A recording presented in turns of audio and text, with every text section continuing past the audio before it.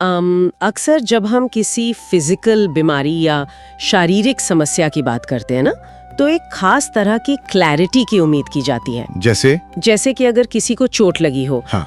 जैसे मान लीजिए किसी की बाह में बहुत तेज दर्द है, वो डॉक्टर के पास जाता है, एक्सरे होता है और डॉक्टर उस सफेद एक्सरे फिल्म पर ना एक छोटी सी दरार की तरफ इशारा करते हुए कहता है कि देखिए ये रही समस्या, हड्डी यहाँ से टूटी है। बिल्कुल, और वहाँ वो बहुत ही स्पष्ट होता है, मतलब इसमें कोई दुविधा या कंफ्यूजन नहीं होता कि दर्द की असली वजह आखिर है क्या। वही तो, हड्डी टूटी है या नहीं टूटी है ये बिल्कुल साफ दिख जाता है। और सच कहूँ तो ये जो क्लैरिटी है ना, ये इंसान को एक तरह का एक सुकून देती है कि चलो कम से कम बीमारी का पता तो चल गया, अब इसका इलाज हो सकेगा। सही बात है, चीजों को देखना, उनको किसी नाम से पुकारना, ये एक इंसानी फितरत है।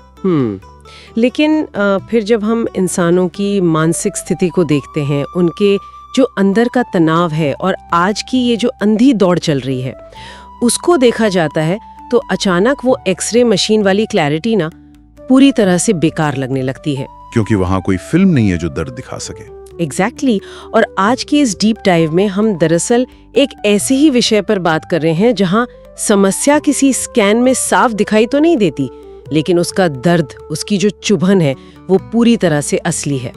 आज हम एक बेहद दिलचस्प और गहरे आध्यात्मिक दस्तावेज पर चर्चा कर रहे हैं जिसका शीर्षक है वर्तमान समय और ईश्वर से प्रीत बोध थी। और अगर मैं इस डॉक्यूमेंट की बात करूं तो ये दस्तावेज असल में उसी अदृश्य दर्द की, उसी अनदेखी बीमारी की डायग्नोसिस यानी उसका निदान करता है। देखिए, बाहर से दुनिया चाहे कितनी भी चकाचौंध से भरी हो, कितनी भी खुशहाल क्यों ना दिखे, लेकिन अंदर जो एक अजीब सा खालीपन है ना, ये दर्शन उसकी जड़ों तक जाता है। हाँ, मतलब ये सिर्फ सतह पर तैरने वाली बातें नहीं करता। बिल्कुल नहीं, ये इंसान के अस्तित्व के, उसके एग्जिस्टेंस के सबसे गहरे सवालों को छूता है। और मुझे लगती है यही बात इस अध्याय को इतना महत्वपूर्ण बनाती है, क्योंकि आज का हमारा मिशन सिर्फ इस खालीपन के कारणों की एक लिस्ट बनाना नहीं है। हाँ, लिस्ट बनाकर कोई फायदा भी नहीं है। वही तो, इस दस्तावेज के अनुसार दरअसल एक पूरा का पूरा समय चक्र काम कर रहा है। तो हमें आज ये खोजना है कि इस वर्तमान के तनावपूर्ण समय से बाहर निकलने का आखिर एग्जिट प्लान क्या है।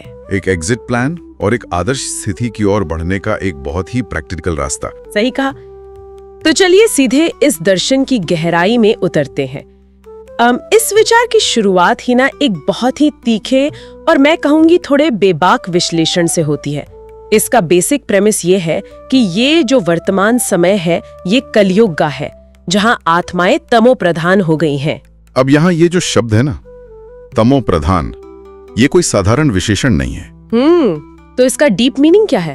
अगर हम इसको साइकोलॉजिकल और आध्यात्मिक लेवल पर देखें तो इसका अर्थ है एक ऐसी अवस्था जहां ऊर्जा यानी एनर्जी अपने सबसे निचले और भारी लेवल पर होती है। अच्छा। ये एक ऐसी स्थिति है जहां अज्ञानता, जड़ता और नेगेटिविटी मानवीय स्वभाव पर पूरी तरह से हावी हो जाती हैं। दस्तावेज बहुत ही साफ शब्दों में समझाता है कि आज का जो जीवन है वो मुख्य रूप से काम, क्रोध, लोभ, मोह और अहंकार के वशीभूत होकर चल रहा है। ओह, वही 5 विकार। बिल्कुल। और इन 5 विकारों का डायरेक्ट रिजल्ट क्या होता है? सहनशीलता की भारी कमी, रिश्तों में गहराई का ना होना और जो एक निस्वार्थ प्रेम होता है ना, उसका लगभग खत्म हो जाना। अरे वाह। अच्छा, चलिए इस तमो प्रधानता को थोड़ा और खंगालते हैं। ये दस्तावेज कहता है कि आज जटिल बीमारियां और दुख हर तरफ फैले हुए हैं, लेकिन जो बात मुझे सबसे ज्यादा सोचने पर मजबूर करती है वो ये है कि ये किसी एक खास क्लास, देश या सोसाइटी की बात नहीं कर रहा है। हाँ, ये यूनिवर्सल है। एग्जैक्टली, ये एक यूनिवर्सल रियलिटी की ओर इशारा कर रहा है। चाहे कोई दुनिया के सबसे अमीर देशों में बैठा हो, बहुत बड़े ओहदे पर हो या फिर रोजमर्रा की जद्दोजहद में लगा हो, बाहर की जो खुशनसीबी है ना, वो अंदर की सच्चाई को छिपा नहीं पा रही है। हर कोई किसी ना किसी तरह से देह और देह के विषयों में आनंद ढूंढने की कोशिश कर रहा है। एक नाकाम कोशिश बेसिकली। हाँ, बिल्कुल नाकाम कोशिश। और ध्यान देने वाली बात यह है कि ये नाकाम कोशिश ही दरअसल हमारी सबसे बड़ी थकावट का कारण है। इस दर्शन में ना आज की इस दुनिया को रोरो नरक या दुख धाम कहा गया है। रोरो नरक, ये शब्द सुनने में थोड़े हार्श लगते हैं। पर रोरो नरक का सीधा सा मतलब है एक ऐसी मानसिक और सामाजिक स्थिति जहां हर कोई किसी न किसी वजह से अंदर ही अंदर रो रहा है या एक खिलापन महसूस कर रहा है। सुख के साधन बाहर से बढ़ते जा रहे हैं, एसी आ गए, बड़ी गाड़ियां आ गईं, लेकिन अंदर जो सुख का अनुभव है वो घटता जा रहा है। इस पूरी स्थिति को देखकर ना मुझे एक बहुत ही सटीक एनालॉजी याद आती है। ये तो कुछ ऐसा है जैसे हम सब किसी ट्रेडमिल पर दौड़ रहे हैं। हाँ, ट्रेडमिल। मतलब ट्रेडमिल पर दौड़ते हुए खूब पसीना बहता है ना। बाहर से देखने वाले को लगता है कि वाह, बहुत मेहनत हो रही है, स्पीड बहुत तेज है।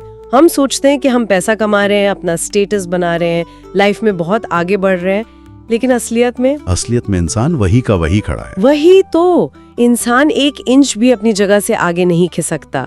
उसकी थकान बढ़ती जा रही है, पैरों में दर्द हो रहा है, स्ट्रेस का लेवल आसमान छू रहा है, लेकिन वो पहुंच कहीं नहीं रहा। ये ट्रेडमिल का जो उदाहरण आपने दिया, ये स्थिति को बिल्कुल परफेक्ट तरीके से समझाता है। और यहाँ जो बात सबसे दिलचस्प है वो ये है कि आखिर हम इस ट्रेडमिल पर चढ़े ही क्यों? क्यों चढ़े? इस दस्तावेज के अनुसार इसका सबसे बड़ा कारण है हमारी अज्ञानता, यानी इग्नोरेंस। हम एक ऐसी जगह पर परमानेंट सुख की तलाश कर रहे हैं जहां उसका होना टेक्निकली असंभव है। राइट। जरा सोचिए, जो चीजें खुद टेम्परेरी हैं, चाहे वो मटेरियल वेल्थ हो, ये नश्वर शरीर हो या दुनिया के अनस्टेबल रिश्ते हों, उनसे एक परमानेंट और कभी ना खत्म होने वाली खुशी की उम्मीद कैसे की जा सकती है? मतलब ये तो वही बात हो गई कि हम एक ऐसे बैंक अकाउंट से पैसे निकालने की कोशिश कर रहे हैं जिसमें दरअसल कोई बैलेंस है ही नहीं। एग्जैक्टली, यही पॉइंट है। जब इंसान फिजिकल चीजों में या इस शरीर की बाउंड्रीज के अंदर एक अनलिमिटेड आनंद खोजना चाहता है तो ये मैथ कभी काम ही नहीं करता। एंड में सिर्फ डिसअपॉइंटमेंट, गुस्सा और खालीपन ही हाथ लगता है।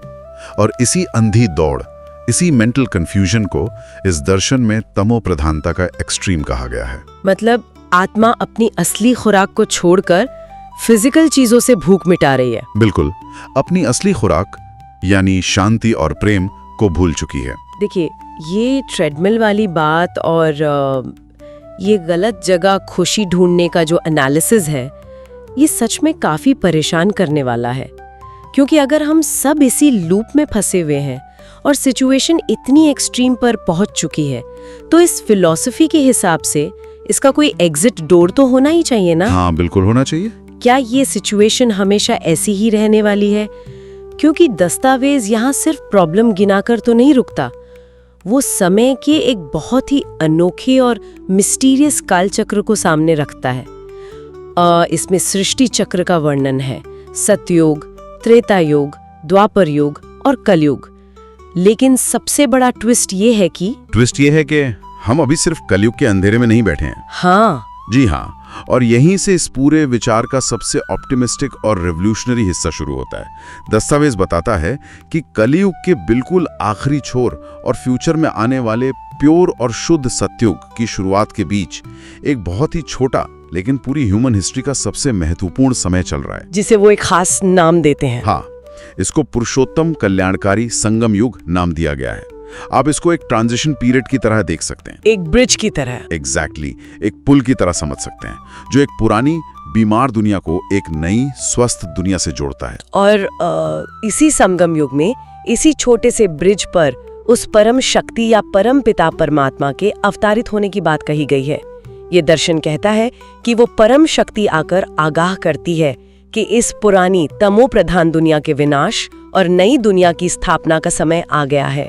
लेकिन क्या? एक मिनट रुकिए, यहाँ ना मेरी समझ थोड़ी अटक रही है। ये दस्तावेज एक तरफ तो इस छोटे से समय को कल्याणकारी कह रहा है, यानी सबका सबसे ज्यादा भला करने वाला समय, हाँ। और ठीक उसी वाक्य में ये विनाश जैसी खौफनाक और डरावनी बात भी कर रहा है। अब मेरा पॉइंट ये है कि ये दोनों चीजें एक साथ कैसे हो सकती हैं? विनाश में किसी का कल्याण कैसे हो सकता है? ये एक बहुत ही नेचुरल सवाल है, क्योंकि विनाश शब्द सुनते ही हमारे दिमाग में तबाही की, डिस्ट्रक्शन की तस्वीरें आने लगती हैं। लेकिन अगर हम इसको इस दर्शन के एक थोड़े बड़े पर्सपेक्टिव में रखकर देखें, तो विनाश का मतलब यहाँ कोई अंधी तबाही नहीं है, बल्कि ये एक बेहद गहरी और जरूरी सफाई की प्रक्रिया है। मान लीजिए शहर के बीचों बीच एक बहुत ही पुरानी जर्जर हो चुकी बिल्डिंग है। अच्छा। उसकी नींव पूरी तरह से सड़ चुकी है, दीवारें कभी भी गिर सकती हैं और उसमें जो लोग रह रहे हैं उनकी जान को हर पल खतरा है। अब अगर कोई कहे कि हम इस बिल्डिंग की मरम्मत कर देंगे, इस पर एक नया और शाइनी पेंट लगा देंगे, तो क्या वो बिल्डिंग सेफ हो जाएगी? जाहिर है नहीं। पेंट तो सिर्फ बाहर से दरारों को छिपाएगा ना, नींव तो फिर भी सड़ी हुई रहेगी। सटीक बात।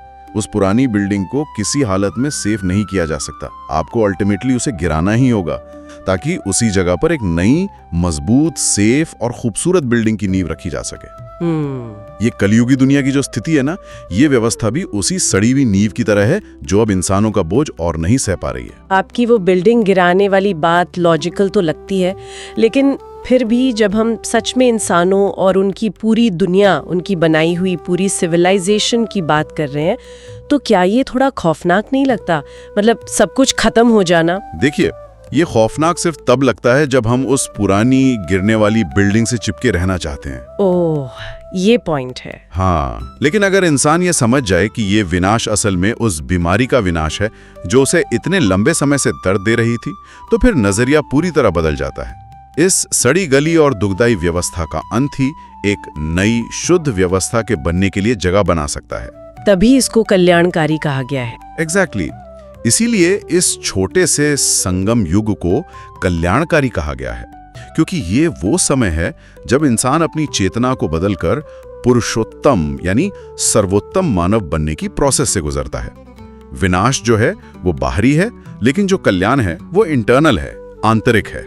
अच्छा, तो अगर हम इस बात को मान लें कि ये एक बहुत बड़ी और गहरी सफाई या डीप क्लीनिंग का समय है, तो नेचुरल सवाल ये उठता है कि इसके बाद जो नई दुनिया बनेगी वो होगी कैसे? इस अल्टीमेट सिस्टम रीसेट के बाद क्या होगा? दस्तावेज सत्युग का जो विजन पेश करता है वो सच में इंसान की कल्पना को एक नया आयाम देता है। ये कहता है कि सत्युग पूरी तरह से सतो प्रधानता का समय है, लेकिन इसका सिर्फ ये मतलब नहीं है कि इंसान बस अच्छे हो जाएंगे। हाँ, सिर्फ मोरालिटी तक सीमित नहीं है ये। वही तो, ये दर्शन दावा करता है कि प्रकृति के पांचों तत्व, जल, वायु, अग्नि, पृथ्वी, आकाश, ये पांचों भी अपनी सबसे शुद्ध अवस्था में आ जाएंगे। और यही बात ना इसको एक उतोपिया या आदर्श लोक बनाती है। जब मनुष्य की चेतना पूरी तरह शुद्ध होती है, तो उसका नेचर के साथ, प्रकृति के साथ जो तालमेल है वो एकदम परफेक्ट हो जाता है। दस्तावेज बहुत ही स्पष्ट रूप से कहता है कि उस अवस्था में ना कोई चिंता होती है, ना कोई अनजाना डर। वहां ना किसी तरह का रोग है, ना शोक। जीवन नेचुरली 100% हेल्थ, वेल्थ और हैप्पीनेस से भरपूर होता है। वाव! वहां इंसानों का शरीर एकदम निरोगी होता है, जिसे इस डॉक्यूमेंट में कंचन काया यानी सोने जैसे शुद्ध काया कहा गया है। और जो मनुष्य वहां रहते हैं, उनके इन्हीं दिव्य गुणों के कारण ही उन्हें देवी देवता की संज्ञा दी गई है। आप जानते हैं इस विजन को सुनकर कैसा लगता है? जैसे कोई नदी है जो सालों तक बड़े बड़े शहरों का जहरीला कचरा ढोते ढोते पूरी तरह से काली पड़ गई हो, उसमें से बदबू आ रही हो, और वो नदी अचानक किसी चमत्कार से अपने उद्गम स्थल जहां से वो निकली थी, उसकी बिल्कुल साफ क्रिस्टल क्लियर अवस्था में लौट आए, जहां उसका पानी मीठा और जीवन देने वाला होता है। मतलब सब कुछ अपने ओरिजिनल और प्योर फॉर्म में वापस चला जाए। अरे वाह, ये नदी वाला उदाहरण बिल्कुल उस स्वाभाविक रीति या नेचुरल स्टेट को दर्शाता है जिसकी बात ये दस्तावेज करता है। स्वाभाविक रीति। हाँ, देखिए, आज हम इस कलयुग में जिन चीजों को पाने के लिए इतने आर्टिफिशियल या बनावटी तरीके अपना रहे हैं ना, जैसे मेंटल पीस के लिए हम थेरेपी लेते हैं, खुशी के लिए महंगी वेकेशंस प्लान करते हैं, और हेल्थ के लिए दर्जनों गोलियां खाते हैं। हाँ, वो सब एफर्ट लगाना पड़ता है। बिल्कुल। लेकिन सतयुग में वो चीजें किसी कोशिश से या मेहनत से नहीं मिलती, वो स्वाभाविक रीति से वहां मौजूद होती हैं। और ऐसा इसलिए होता है क्योंकि वहां आत्मा अपने मूल आत्माभिमानी स्वरूप में होती है। आत्माभिमानी स्वरूप? हाँ, वो खुद को एक फिजिकल बॉडी नहीं बल्कि एक प्योर कॉन्शियसनेस मानकर चलती है। जब अंदर कोई लालच या स्वार्थ नहीं होता ना, तो प्रकृति का एक्सप्लॉयटेशन नहीं होता, और प्रकृति पलटकर कंप्लीट अबंडेंस यानी प्रचुरता देती है। ये विजन तो मतलब हर किसी को अपनी तरफ खींचेगा ही। ऐसा 100% परफेक्ट जीवन भला कौन नहीं जीना चाहेगा? लेकिन सबसे बड़ा और मैं कहूंगी अहम सवाल यही आकर खड़ा होता है। क्या सवाल है? कि इस कलयुग की ट्रेडमिल से उतरकर सतयुग की उस शुद्ध नदी तक पहुंचने का आखिर रास्ता क्या है? इस सफर का पासपोर्ट क्या है? क्योंकि दस्तावेज इसके लिए एक बहुत ही क्लियर, प्रैक्टिकल और मैं कहूंगी एक काफी रेवोल्यूशनरी सोल्यूशन बताता है, और वो सोल्यूशन है ईश्वर से प्रीत बुद्धि। हाँ, और सच कहूं तो यही इस पूरे अध्याय का एक ध्रुव तारा है। ये प्रीत बुद्धि जो है ना, ये कोई नॉर्मल कर्मकांड या पूजा पाठ नहीं है। ये कॉन्शियसनेस को बदलने का एक बहुत ही प्रैक्टिकल टूल है। इसका मतलब है एक सच्चा प्रेम, एक ऐसा लगाव जो डायरेक्टली दिल से हो। राइट। इसके लिए सबसे पहला कदम ये बताया गया है कि इंसान खुद को इस नश्वर देह से अलग करे, खुद को एक अजर, अमर और अविनाशी आत्मा के रूप में महसूस करे, और फिर उस एक परम शक्ति को, अब चाहे कोई उसे खुदा दोस्त कहे, वाहिगुरु कहे, गॉड कहे या ज्ञान सागर परम पिता कहे, उसे पहचान कर सिर्फ उसी एक से सच्ची प्रीत जोड़े। यहाँ दस्तावेज में ना एक बहुत ही गहरी बात कही गई है, जिसे सीधे परमात्मा के शब्दों के रूप में लिखा गया है। उसमें लिखा है, हे मेरे मीठे बच्चे, अभी विनाश का समय बहुत समीप है, इसलिए एक बाप से सच्ची प्रीत रखो, किसी देहधारी से नहीं। किसी देहधारी से नहीं। हाँ, और यहाँ आकर ये दर्शन सच में बेहद इंटरेस्टिंग हो जाता है, क्योंकि ये सिर्फ भगवान को याद करने की बात नहीं कर रहा है। ये बहुत साफ तौर पर बाकी सभी चीजों, खास करके देहधारियों यानी इंसानों और मटेरियल अट्रैक्शन से अपना फोकस हटाने की बात कर रहा है। बिल्कुल। इसमें ना एक बड़ा ही आम बोलचाल का शब्द इस्तेमाल हुआ है कि जो प्रीत बुद्धि होते हैं वे आपस में एक दूसरे के आशिक माशूक नहीं बनते। ये आशिक माशूक ना बनने वाली जो बात है, ये ह्यूमन साइकोलॉजी की एक बहुत गहरी परत को खोलती है। ये दर्शन बहुत अच्छे से जानता है कि हमारा दिमाग आखिर काम कैसे करता है। जरा सोचिए, इंसान को सबसे ज्यादा, और वो भी बिना किसी मेहनत के, किसकी याद आती है? जाहिर है जिससे हम सबसे ज्यादा प्यार करते हैं, जिससे हमारा गहरा लगाव होता है। एग्जैक्टली। जिससे हमारी प्रीत होती है, उसकी याद हमें अलार्म लगाकर या जबरदस्ती नहीं करनी पड़ती। हाँ बिल्कुल, अलार्म नहीं लगाना पड़ता।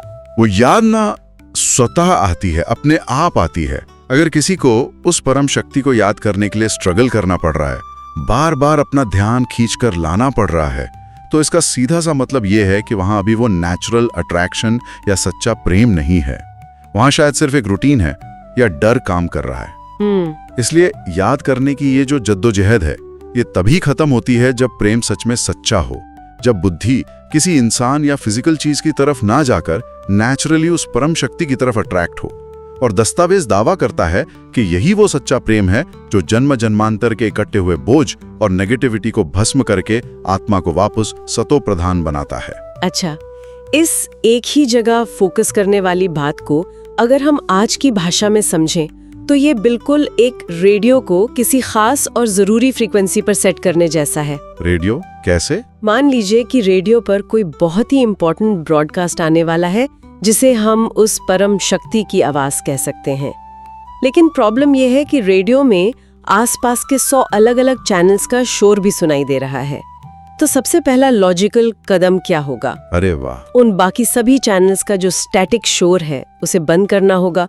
ये जो देहदारियों का आकर्षण है, दुनिया के रिश्ते नाते हैं, मटेरियल चीजों की चाहत है, ये सब वही स्टैटिक शोर हैं जो इंसान को उस मेन फ्रीक्वेंसी से जुड़ने ही नहीं देते। मैं कहूँगा ये बहुत ही सटीक उदाहरण दिया आपने। और जो लोग इस मेन फ्रीक्वेंसी पर पूरी तरह से सेट हो जाते हैं ना, जिन्हें प्रीत बुद्धि आत्माएं कहा गया है, उनके जीवन में कुछ बहुत ही क्लियर चेंजेस नजर आते हैं। जैसे कि उनका बुद्धि योग दुनिया की इन भ्रामक और उलझाने वाली बातों में भटकता नहीं है। वो रोज अमृत वेले, यानी सुबह के उस सबसे शांत और पवित्र समय में जब आधी दुनिया सो रही होती है, उठकर उस परम शक्ति के साथ एक डीप कनेक्शन जोड़ते हैं। और यहाँ ना एक बहुत ही दिलचस्प पौराणिक रेफरेंस दिया गया है, दादीची ऋषि का।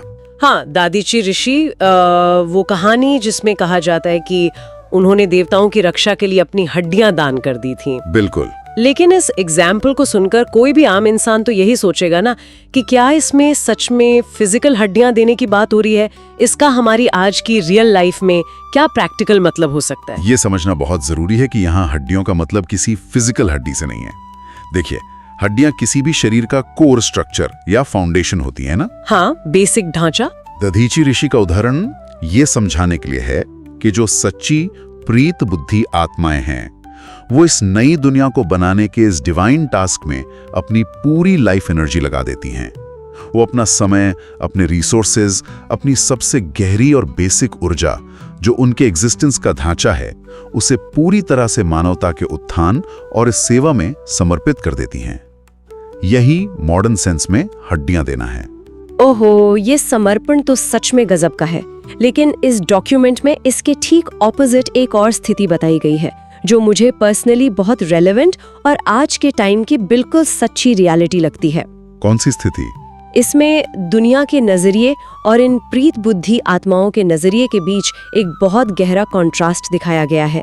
दस्तावेज कहता है कि जब दुनिया में कोई नाजुक समय आता है, मान लीजिए कोई बहुत बड़ी आपदा या महामारी आती है, तो आमतौर पर लोग क्या कहते हैं? हाँ, करोड़ों रुपए इकट्ठा करने की होड़ में लगे रहते हैं, ये सोचे बिना कि वो बैंक बैलेंस उसी विनाश में काम नहीं आने वाला है। ये बहुत ही डीप ऑब्जर्वेशन है।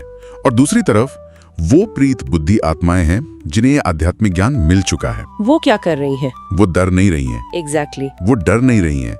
वो इस नाजुक समय में अपने तन, मन और धन की एक एक पाई इकट्ठा करके उसे एक नई दुनिया, एक सत्य की व्यवस्था को एस्टैब्लिश करने में लगा रही हैं। ये ह्यूमन साइकोलॉजी का बहुत गहरा विश्लेषण है, फियर वर्सेस लव। हाँ। और दूसरी तरफ की चेतना सच्चे प्रेम के कारण जुड़ी हुई है और पूरी तरह से कॉन्फिडेंट होकर कुछ नया क्रिएट करने में लगी है। विनाश से डरना और निर्माण की तैयारी करना, ये दोनों बिल्कुल अलग मेंटल स्टेट्स हैं।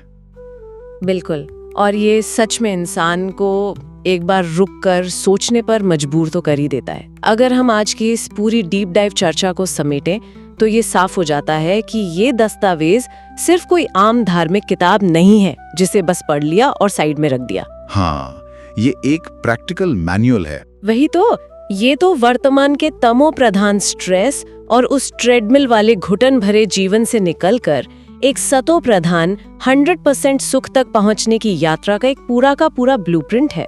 ये पहचान लेना कि ये समय सिर्फ कलयुग का एक्सटेंशन नहीं है बल्कि एक संगम युग है, ये इंसान को एक मौका देता है कि वो अपनी भटकती हुई एनर्जी को एक नया और बेटर रास्ता दे सके। बिल्कुल सही कहा।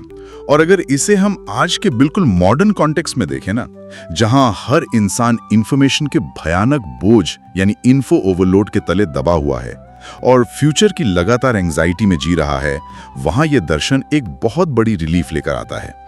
एक मानसिक राहत। हाँ, जब कोई अपनी पहचान को सिर्फ एक टेम्पररी शरीर, किसी बैंक बैलेंस या सोसाइटी में अपने स्टेटस से हटाकर खुद को एक इमॉर्टल, अविनाशी और आजाद आत्मा के रूप में देखना शुरू करता है ना, तो डे टू डे लाइफ की आधी से ज्यादा चिंताएं तो उसी पल खत्म हो जाती हैं। एकदम सही बात है। ये सिर्फ फ्यूचर के किसी आने वाले युग का इंतजार नहीं है, बल्कि आज इसी वक्त इसी दुनिया में रहते हुए उस अजीब सी शांति को एक्सपीरियंस करने की बात है। और इस चर्चा के एंड में मैं उस आखिरी हिस्से की ओर जरूर ध्यान खींचना चाहूंगा, जहां दो अलग अलग तरह की प्रॉपर्टीज या संपदाओं की तुलना की गई है। ये दर्शन बहुत साफ शब्दों में कहता है कि अज्ञानता में डूबे हुए लोग करोड़ों की वो संपत्ति इकट्ठा करते हैं जो इवेंचुअली उनके किसी काम नहीं आनी और जो उसी विनाश का हिस्सा बन जाएगी, जबकि ज्ञान से भरपूर लोग एक नए विश्व के निर्माण के लिए अपनी चेतना और सेवा की पाई पाई इकट्ठा करते हैं। ये एक बहुत ही गहरा थॉट है जिस पर हम सबको चिंतन करना चाहिए। सच में। और ये विचार हर इंसान को खुद से एक बहुत ही कड़वा लेकिन जरूरी सवाल पूछने पर मजबूर कर देता है।